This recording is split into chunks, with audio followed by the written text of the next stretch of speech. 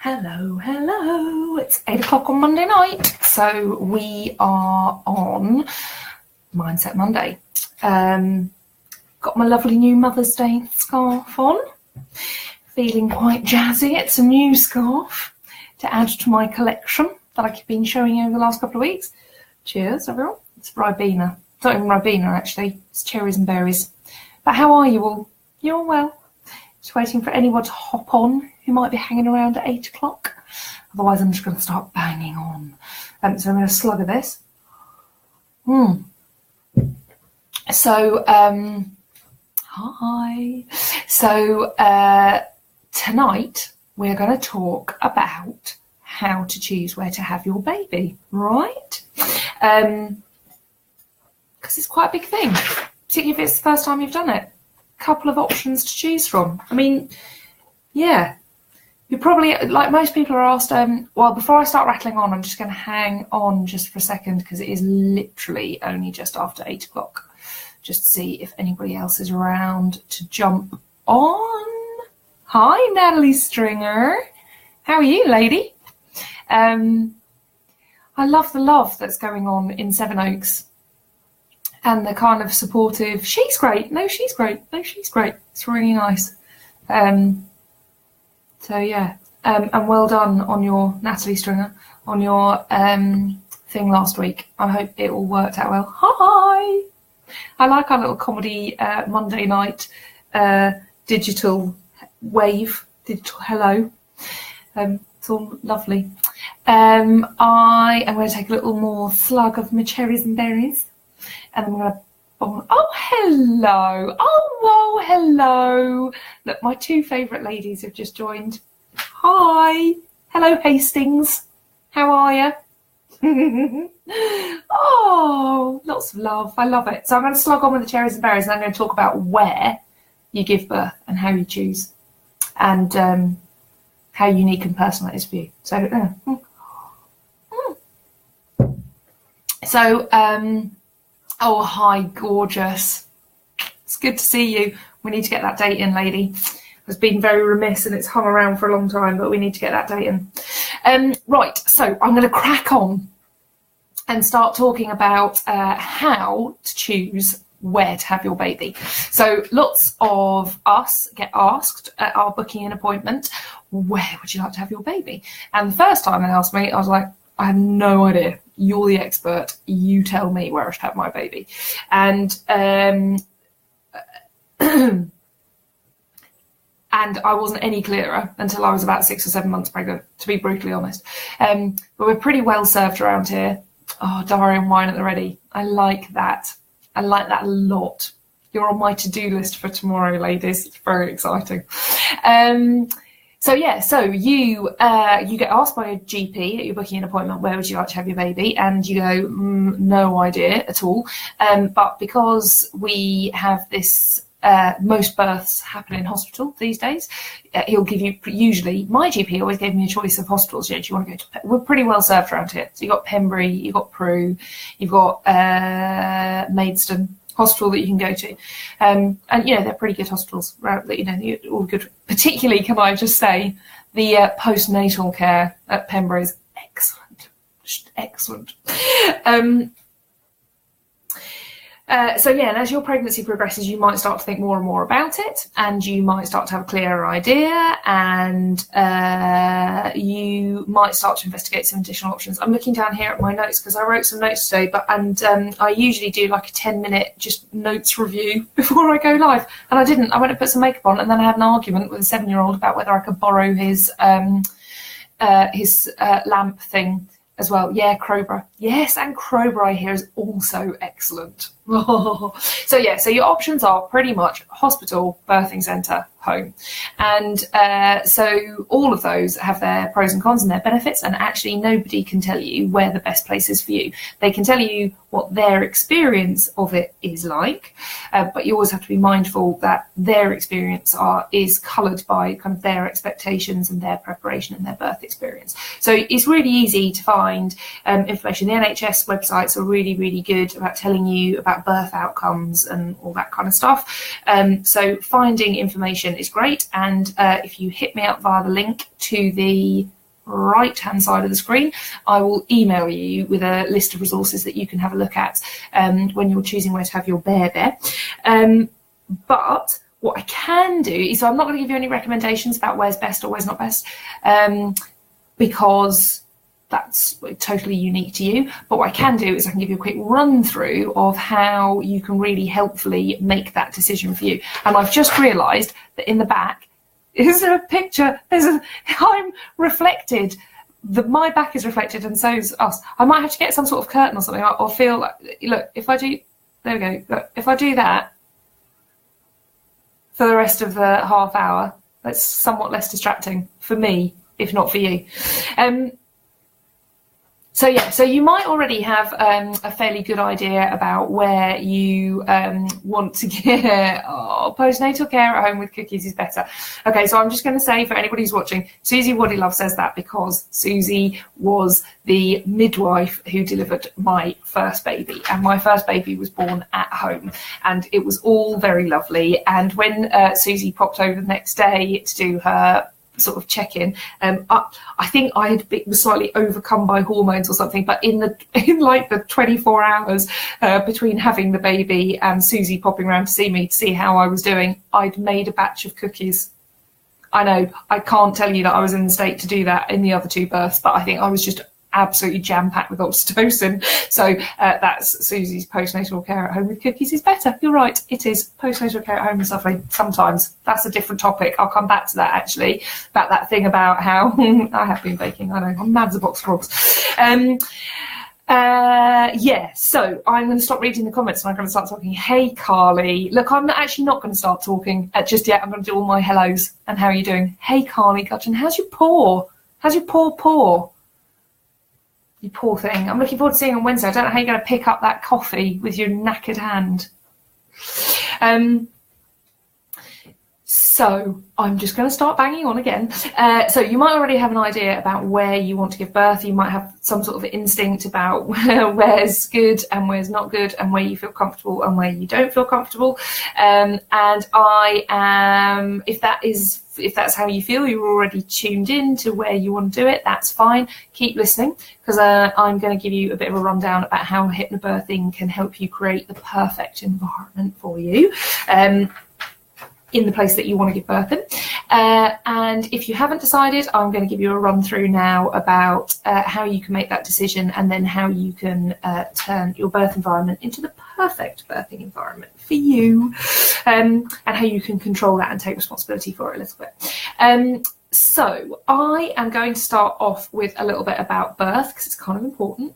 Anybody remember last week and what I was banging on about last week? And we talked a lot about oxytocin, critical hormone, really important for giving birth. It's the shy hormone, so it's the one that your pituitary gland releases when you're feeling calm and connected. So when you're feeling all chilled out and loved and safe and secure and looked after, then you're pumping out that oxytocin like it's going out of fashion. Really important for labour, that oxytocin, because it's responsible for the smooth operating of your uterus and therefore the smooth path of your labour, ladies.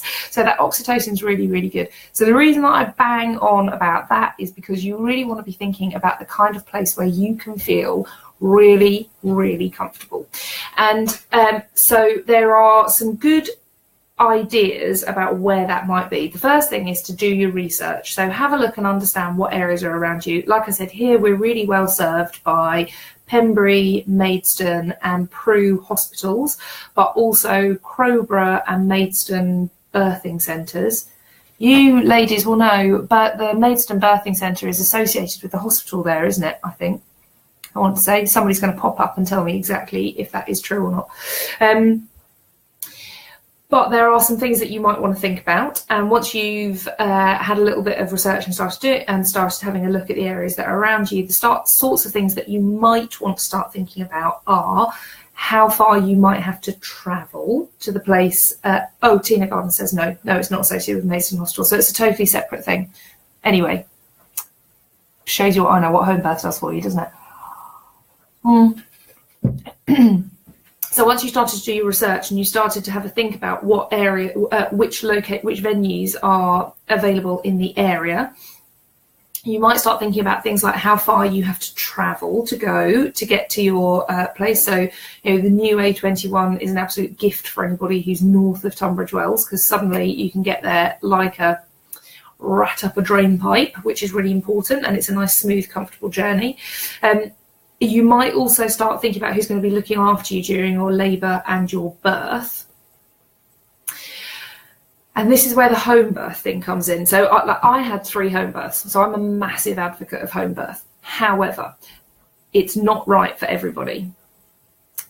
Just a birth centre, transfer to Tunbridge Wells if needed. Okay, so that's Maidstone Birth Centre is just a birth centre, and if you need to be transferred, you transfer to Tunbridge Wells or Pembury.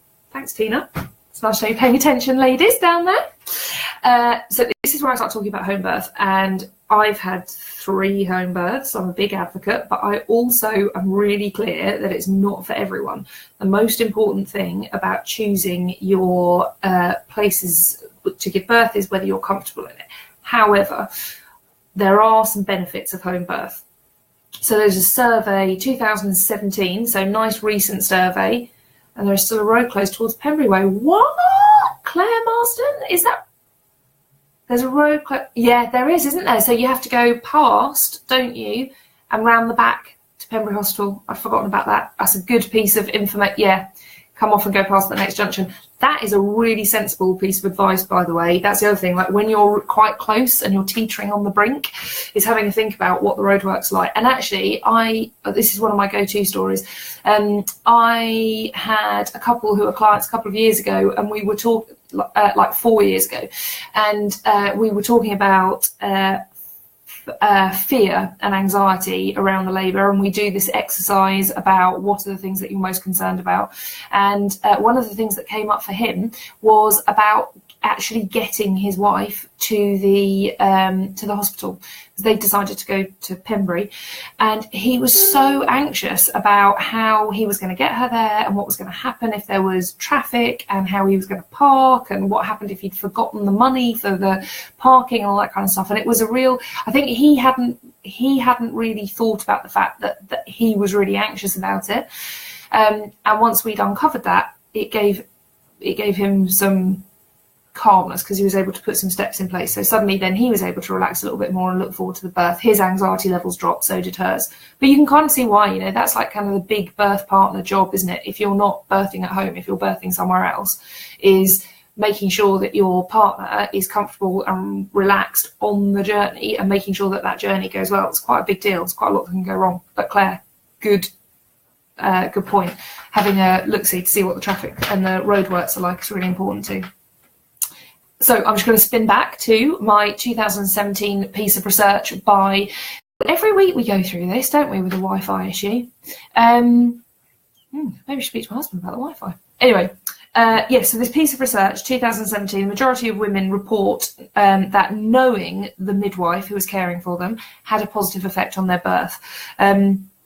And then before that, 2013 research by the NCT shows that women are more likely to know their midwife if they have either a home birth or a community birth centre birth experience.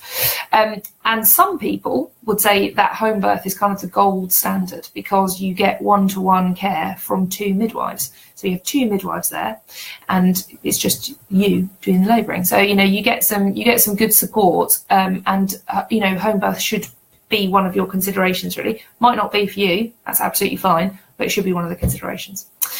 So we've covered off how far you have to travel, we've covered off the traffic, thank you, Claire, and who might be looking after you during your labour. People do worry about analgesics and pain relief. It's one of the things that obviously all pregnant women are told to think about, and I make no judgment about it. I am all for rocking up at hospital and saying, can I have my epidural now, please, if that's what it is that makes you happy. But that limits your birth options if that's what you want to do. But that's fine. If that's what you want to do, then you crack on, lady, and you do it. If it makes you feel like a goddess and you come out of it feeling happy and confident and like you've done an amazing thing, which is what you've just done, then that's exactly what you should do. And the other thing to think about, obviously, is about how whether your pregnancy has been complicated or is high risk or anything. Those are all the sorts of practical, rational things that you should be thinking about. But underneath all of that, underneath all of those kind of practical bits of research, are really thinking about which aspects of the birth are most important to you. So just running through that list, it is things like, do you think that you want to be in close proximity to drugs and to obstetricians, or is being in the community with people that you know more important to you? And just start to do that little analysis. And in the hypnobirthing course, we do some exercises that can kind of help you refine that and think that process through so that you feel really comfortable about it. But the best thing about hypnobirthing, ladies, is that it helps you create this perfect birthing environment, because it's in your head, ladies. So while I'm talking about the oxytocin, I'm just looking down to kick through my notes. While we're talking about the oxytocin being really important because you need to feel calm and connected, the thing about the hypnobirthing is it allows you to create this great sense of security and confidence and capability, because you find that you're in sync with your body and you understand how to be in sync with your body. You understand what relaxation feels like for you, and you put into use your kind of practical skills and techniques, so you're ready to rock and roll with all of that. Also, within hypnobirthing courses, you get to work with your birth partner to put together a really rock solid birth plan in place. And what I think for a lot of people who maybe don't do hypnobirthing courses, a lot of fathers sort of end up feeling a little bit at sea, because they don't necessarily have the vocabulary to deal with it. They're not that confident about what's going on. Maybe feeling a little bit anxious about how they can get involved in a really useful way. The best thing about one of the best things about hypnobirthing courses is there are whole sections about how birth partners can be really involved. And of course, that additional information about what's happening with their partners and what's happening with their babies can help those fathers feel really, really confident about it. So you are already teed up post your hypnobirthing course and ready to go. And in that sense, it kind of doesn't matter where you give birth, because you're taking that perfect environment with you and it's easy to tap into it. So if you take out the who's caring for you issue and you take out the access to analgesics and any additional support you might need, actually what the hypnobirthing does is it allows you to create that environment in your head. So it's really easy to tap into it and get yourself into that really nice rolling, comfortable sense of confidence and control.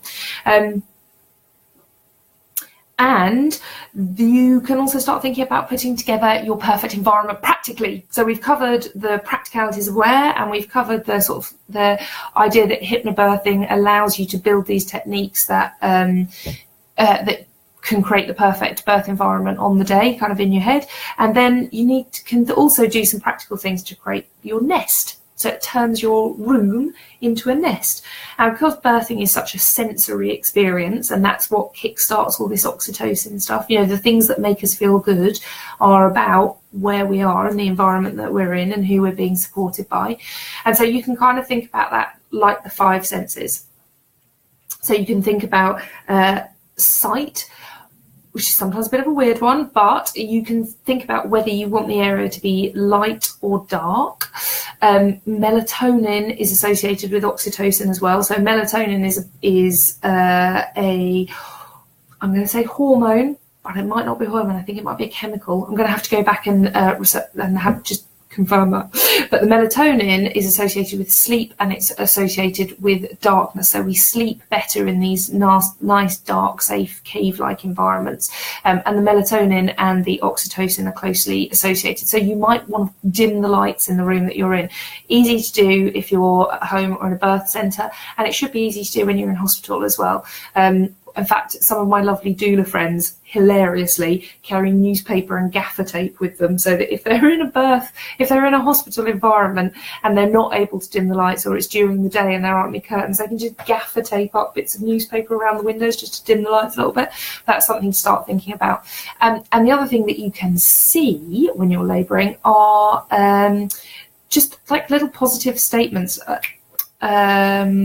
like little mantras about how comfortable you are and how safe you are and how relaxed you are with your partner and how your body and your baby are working together. And there are plenty of places you can find those, and I will stick those in the link as well, so you can find some places for little positive thinking mindset cards as well. Smell's quite important. Smell's a really interesting one of our senses. It's something that can really kind of rubber band you back to a safe place or a comfortable place. So things like oils, essential oils, that can make you feel really comfortable. Things like taking cushions and pillows from home or blankets. They don't have to be strong scents, but just like that comforting, reassuring sort of aroma environment of home, like these manky old scarves that I'm constantly wearing. And actually that's quite important for when your baby is born as well. Babies settle really nicely when they can smell you. Smell's a really important thing for babies. So things like scarves and t-shirts can help babies settle. But again, more of that later. I'll make a note and I'll come back to it. Touch is really important, and that's another thing that we cover off in hypnobirthing courses, is light touch massage, and how your partner can touch you to relax you and to make you feel comfortable. And again, it's not just that, it's things like nice comfortable blankets or fluffy slippers or warm socks, all of those bits and pieces that can be quite important in the environment that you're in. Sound, everybody's got a playlist. My first baby playlist is the most hilarious thing. It's about 8 hours long because I threw everything on, and there's kind of everything in there, from chilled out, blissed out tunes to some banging house tunes.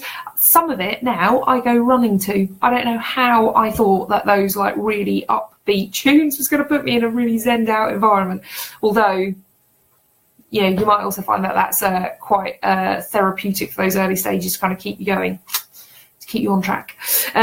And then the last sense, I was struggling a little bit here because I was saying, birth is such a sensory environment, is such a sensory experience. It's all about your 5 senses. And then I get to taste and I'm like, oh, I don't know, I might be pushing it a little bit here. But one of the things that the midwives will be talking about is keeping yourself kind of well hydrated and well fueled. So if you are anything like me and you spent the last couple of weeks of your pregnancy drinking manky raspberry leaf tea, maybe now's the time to dispatch that. But packing in your bag some, I was all about the jelly babies really when I was giving birth, but packing some fuel that you feel really comfortable eating. Just be thinking, giving birth is a bit like running. You don't want anything that's going to be too challenging to consume. So fizzy drinks, not so great. You want something that you can just sip on a little bit, little and often, just to keep your hydration up. And again, with the food, nothing that's really too challenging, just stuff that you can easily take small bites of, and that's packed with energy. It's possible that the jelly babies aren't the best option because they're packed with sugar, but not really kind of slow release energy. And things like, those soft flapjacks and oat bars and things are really good. So that's kind of where I got to tonight. Where are we? We're 25 past 8 nearly. And I've kind of rattled on as in my cheerful Monday way for a while. So I'm just going to let us roll, unless anybody's got any questions. Anyone got any questions or other stuff that they wanted me to cover off? Just going to carry on covering off my little screen of doom there. Stop me being distracted. Otherwise, I'm going to say happy Monday, everyone. And anyone who's interested, hit me up via the email and I will send you some links and bits and pieces. Otherwise, we're kind of good to go, and enjoy the rest of your Monday evening. It's all downhill until Thursday, and then it's all uphill again to the weekend. The weather's getting better, sun's shining, and it's all good. Spring's on its way, ladies. I'm going to leave it there. So until next week, see you later. Virtual high fives, everyone. See you soon. Have lovely evenings. Bye.